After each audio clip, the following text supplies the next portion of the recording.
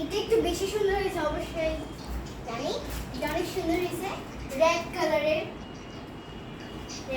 Balloon, আর এটা এভাবে এখানে, আর মানুষের এখানে দরজার মধ্যে, আর এই যেখানে তিনটা, আর এই যে দেখেন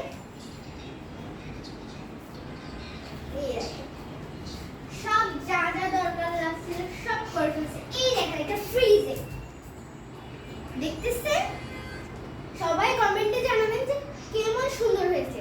ওকে গাইস, সবাই ভালো থাকবেন, সুস্থ থাকবেন এবং আমার জন্য দোয়া করবেন, আমার ফ্যামিলির জন্য দোয়া করবেন এবং লাইক সাবস্ক্রাইব করবেন।